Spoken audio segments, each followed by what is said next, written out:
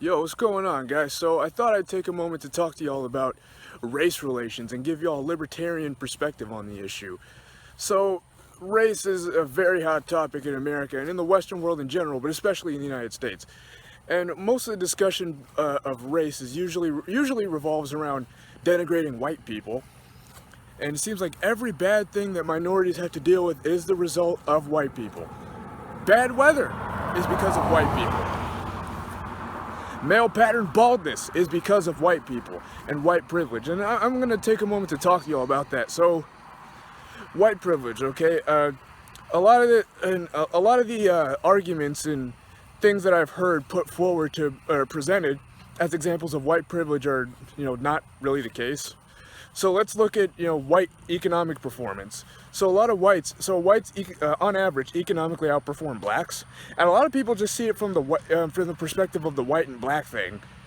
They tend to leave out the fact that Asians actually economically outperform whites. Now let's look at crime. Blacks tend to get arrested a lot more than white people do, and this is because blacks commit crimes at disproportionate rates. However, and whites commit fewer crimes than black people do, and Asians commit fewer crimes than whites. And a lot of Asian crime is normally white-collar crime, I might add. Another thing I'd like to add is welfare usage and usage of means-tested programs. Okay, again, blacks per capita tend to use welfare and other means-tested programs more than white people do. Asians tend to use them less than white folks do. And this is the other thing about white privilege. A lot of people, tend to want to focus on the slavery thing. White people own slaves. Yes, a very small minority of white people own slaves. And this is the other thing you have to think about. A lot of white people who came over here to the United States came in the late 1800s. A lot of them were probably slaves or serfs in Eastern Europe, or going through some kind of oppression in Italy or Ireland or wherever they came from. You know what I'm saying? It's not like they lived a good life here and then moved over here, or lived a good life overseas and then moved over here to live a good life. No, a lot of them were dealing with all kinds of fucked up shit and oppression overseas too. So yeah. But the U.S. government has basically squandered billions upon billions of dollars to give minorities a fair shot, to level the playing field, so to speak. I mean, we have all kinds of programs like, affirmative action, diversity quotas, equal housing laws, all these, like I said, all these means-tested programs and welfare programs that are designed to help they're not just minorities, but, minorities tend to use them more, that are designed to help minorities, and a lot of minorities are still not happy or still underperforming.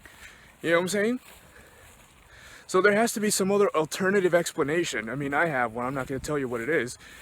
But, there has to be some other alternative explanation besides, white people just, want to keep black people down and all these other things. You kind of have to compare.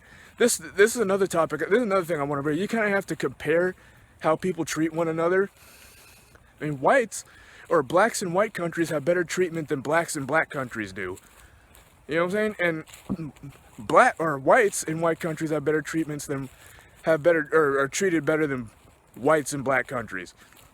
Look at Zimbabwe/Rhodesia, look at South Africa today. You know what I'm saying? Whites have it better in their own countries than they would in black countries. Same goes for blacks. And if there was a map put out by the Washington Post, I want to say this was back in 2013, that showed the most racist countries in the world, and most of them tended to be in the Middle East, Africa, East Asia.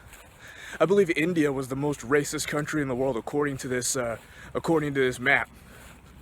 But yeah, man, so the other thing is, white countries tend to be more racially tolerant, and white people tend to be more racially tolerant than minorities, or than non-whites.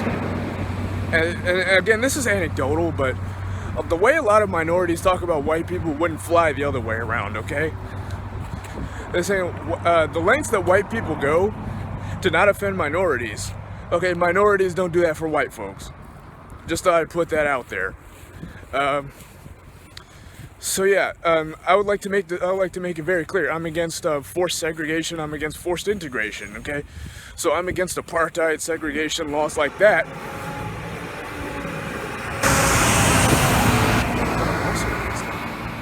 You know what I'm saying? But I'm also against affirmative action laws and diversity quotas. So what is the libertarian solution to race relations, or to the race problems that we face here in the Western world? Well, I would say the solutions are to get rid of these affirmative action, diversity quotas, get rid of all race-based laws. That's the only way this problem is going to get better. And also, I would add freedom of association. That's the best way. Freedom of association. And let me expand on that a little bit further. So, if blacks want to have their own businesses associated with people in their own community, that's fine. Just allow white people to do the same thing. Because apparently forced diversity and forced integration, it's not working. Now, I don't want to advocate for separation, but so listen to my words carefully. I'm for a peaceful, voluntary separation. If people want to associate, of different colors want to associate, fine. If they don't want to, fine. But trying to force everyone to mix and get along apparently is not working. Diversity is not a strength. I don't believe diversity is a strength at all. So yeah, guys, what do y'all think? Hit me up in the comments, subscribe, share this video. Yeah, guys, peace.